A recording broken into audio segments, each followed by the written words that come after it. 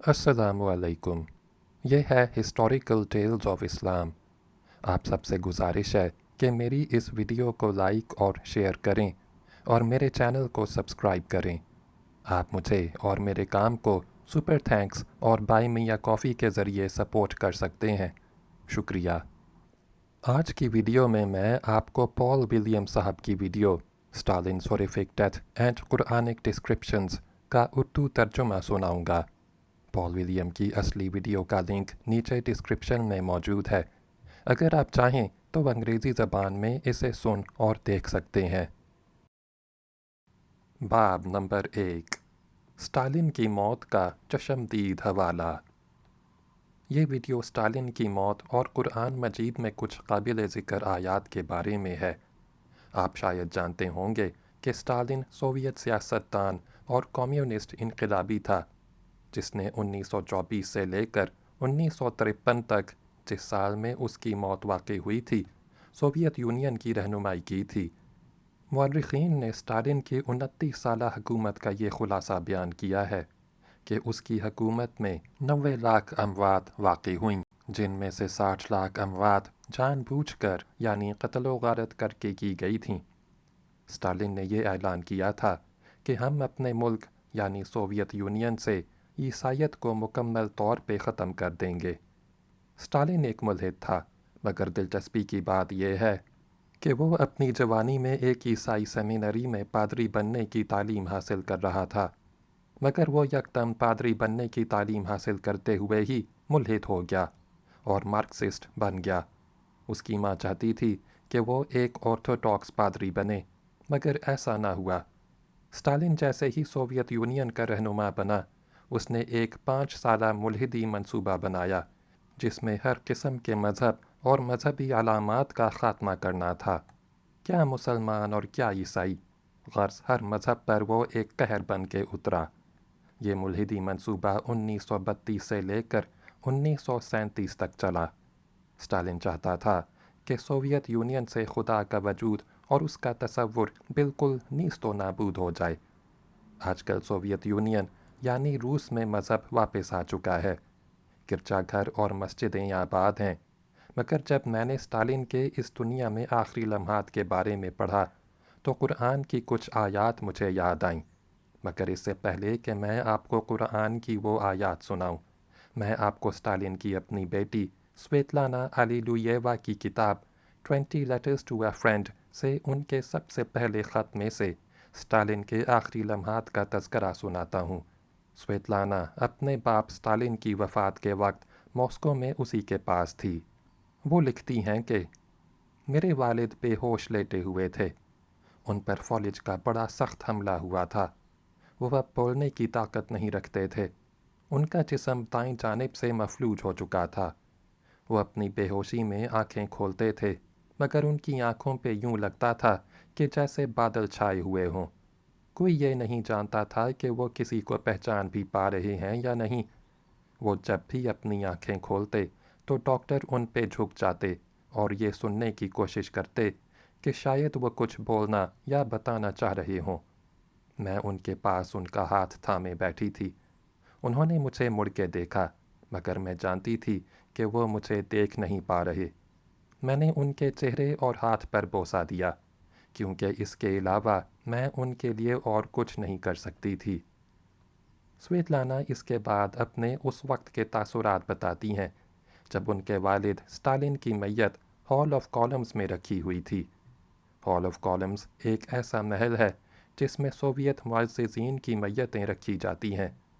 वो लिखती हैं कि ये बड़ी ताज्जुब की बात है कि जब मेरे वालिद की मैयत हॉल ऑफ कॉलम्स में रखी हुई थी तो मेरी मोहब्बत उनके लिए और ज़्यादा बढ़ गई थी।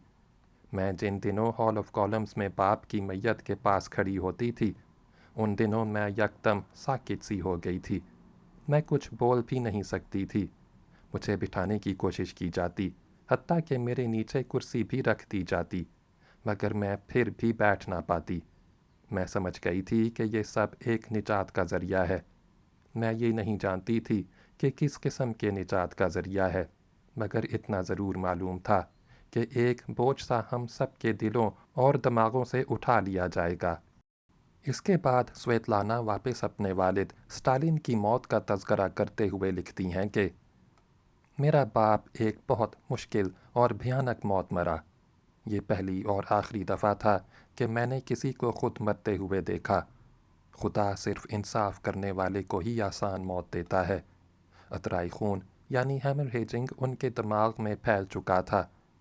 اس کے باوجود ان کا دل مکمل طور پہ صحت مند تھا، مگر ان کی سانسیں لینے کی صلاحیت آہستہ آہستہ ختم ہوتی جا رہی تھی اور ان کا دم گھٹتا جا رہا تھا۔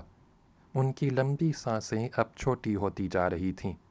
ان کی زندگی کے آخری 12 گھنٹوں میں آکسیجن ان کے لیے بالکل کم ہو گئی تھی۔ ان کا چہرہ اور ہونٹ کالے ہو گئے۔ ان کا چہرہ یکدم بالکل بدل کر ناقابل شناخت ہو گیا۔ وہ آخری 12 گھنٹے یوں تھے کہ جیسے کوئی ان کا گلا گھونٹ رہا ہو۔ موت کی اذیت بہت بھیانک تھی۔ ہم سب دیکھ رہے تھے کہ ان کی موت دم گھٹنے کی وجہ سے ہو رہی ہے۔ پھر یکدم انہوں نے اپنی آنکھیں کھولیں اور کمرے میں کھڑے سب لوگوں کی طرف جلدی سے دیکھا۔ ان کی وہ آخری نظر بہت ڈراؤنی تھی۔ سمجھ نہیں آتی تھی کہ ان کی نظروں میں غصہ ہے یا موت کا ڈر۔ انہوں نے سب کو پلک جھپکتے میں دیکھا۔ پھر ایک ایسی انجانی چیز ہوئی جو مجھے بھولتی نہیں اور نہ ہی سمجھ میں آتی ہے۔ میرے والد نے اپنا بایاں ہاتھ ہوا میں اٹھا لیا۔ یوں لگتا تھا جیسے وہ کسی کی طرف اشارہ کر رہے ہیں اور اس سے لڑنے کی کوشش کر رہے ہیں۔ ہمیں ایسا بھی لگا جیسے وہ آسمان سے کوئی آفت ہمارے اوپر گرانے والے ہیں۔ کوئی نہیں جانتا تھا کہ وہ اشارہ کس کی طرف تھا۔ پھر اگلے ہی لمحے ان کی روح پرواز کر گئی۔ مجھے یوں لگا جیسے میرا دم گھٹ رہا ہو۔ میرے ساتھ ایک نرس کھڑی تھی جس کا ہاتھ میں نے اتنا مضبوطی سے پکڑ لیا تھا کہ وہ درد سے کرا اٹھی۔ روح جا چکی تھی اور جسم اب ساکت تھا۔ کچھ ہی لمحوں میں میرے والد کا چہرہ ویسا ہی خوبصورت اور پرسکون ہو گیا جیسے پہلے تھا۔ تو یہ سب اسٹالن کی اپنی بیٹی سویتلانا کا چشمدید حوالہ ہے۔ یہ چشمدید حوالہ واقعی بہت بھیانک ہے۔ باب نمبر 2، اسٹالن کی بھیانک موت اور قرآن۔ اب میں آپ کو قرآن کی وہ آیات سناؤں گا جو مجھے اسٹالن کے اس دنیا میں آخری لمحات کو پڑھتے وقت یاد آئیں۔ یہ آیات ظالموں اور فاسقوں کی آخرت کو بیان کرتی ہیں۔ اسٹالن ایک ملحد تھا اور اس نے مسلمانوں، عیسائیوں اور دیگر دوسرے مذاہب کے لوگوں پر ظلم ڈھائے تھے۔ اس نے کسی بھی مذہب کے ماننے والوں کی عبادت گاہیں بند کروا دی تھیں، انہیں جبراً قید کروا دیا تھا اور 60 لاکھ لوگوں کو جان بوجھ کے قتل و غارت کر کے موت کے منہ اتار دیا تھا۔ مورخین کے مطابق یہ اکیلا آدمی 90 لاکھ اموات کا ذمہ دار تھا۔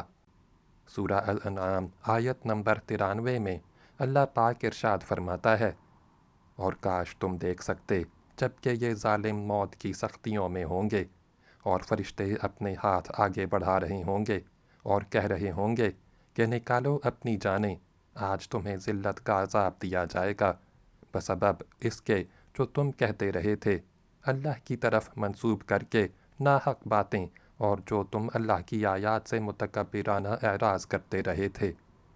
یہ آیت دیکھیے کتنی حیرت انگیز ہے، جو اسٹالن کی موت کے وقت کی مماثلت دکھاتی ہے۔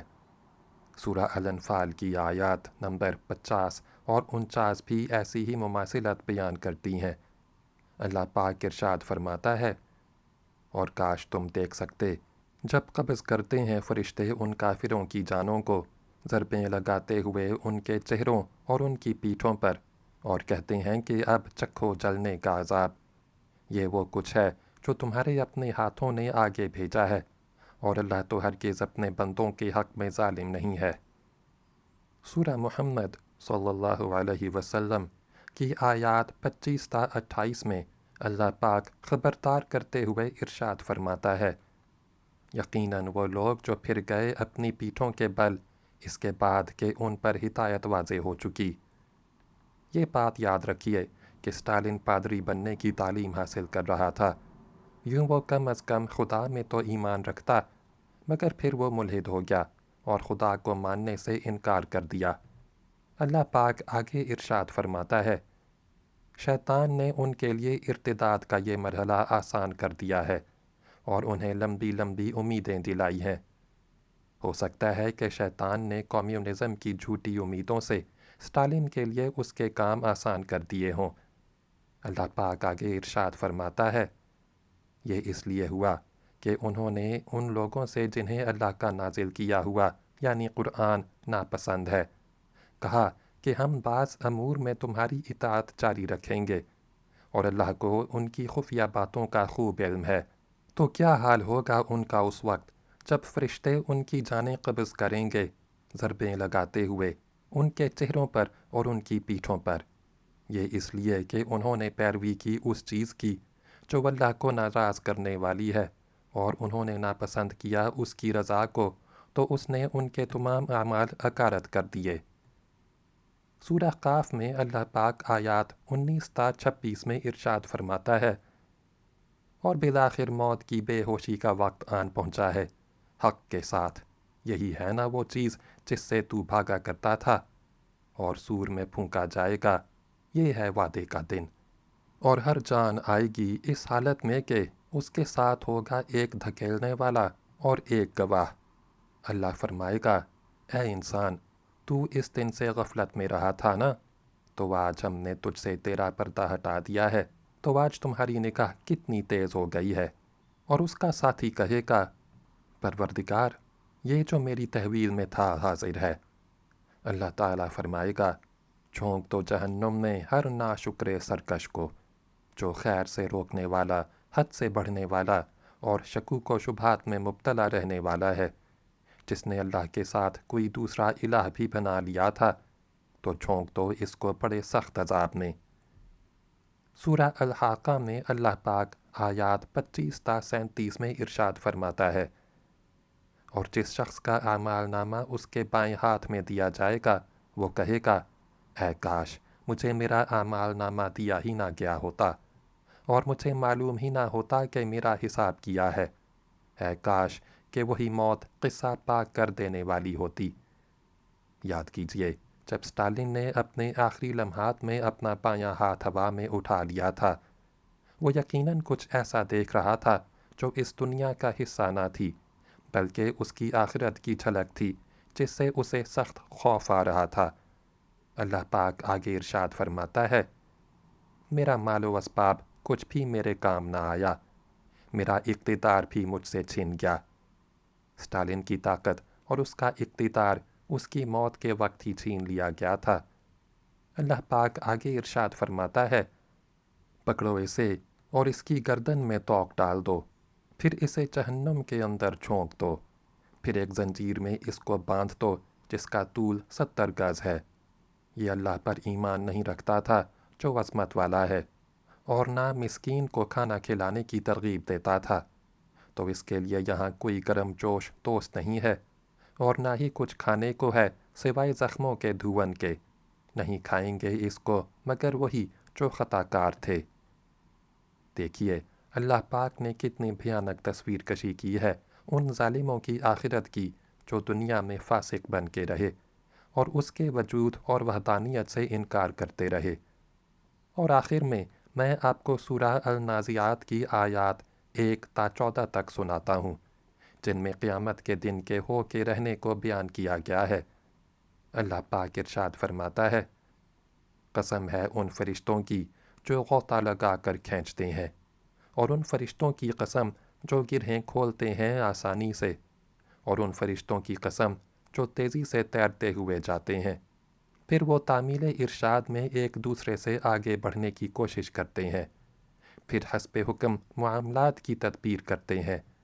جس دن کانپے گی کانپنے والی، اس کے پیچھے ایک اور جھٹکا آئے گا۔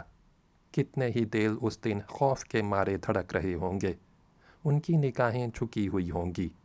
یہ لوگ کہتے ہیں، کیا ہمیں لوٹا دیا جائے گا الٹے پاؤں؟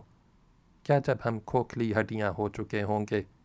کہتے ہیں، تب تو یہ لوٹنا بہت گھاٹے کا سودا ہوگا، حالانکہ یہ تو بس ایک ہی ڈانٹ ہوگی، تو وہ سب کے سب ایک چٹیل میدان میں ہوں گے۔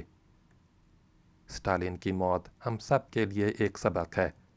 وہ ایک بہت ہی بھیانک موت مرا، یہ قرآن اللہ پاک کا سچا کلام ہے جس میں ہمیں خبردار کر دیا گیا ہے کہ اگر ہم اللہ پاک کے وجود سے انکار کر دیں تو ہمارا کیا نتیجہ ہوگا۔ اللہ پاک سب کو سیدھی راہ پر چلنے کی توفیق عطا فرمائے۔ اللہ پاک نہ ہمیں ظالموں میں سے کرے اور نہ ہی ظالموں کے حوالے کرے۔ آمین۔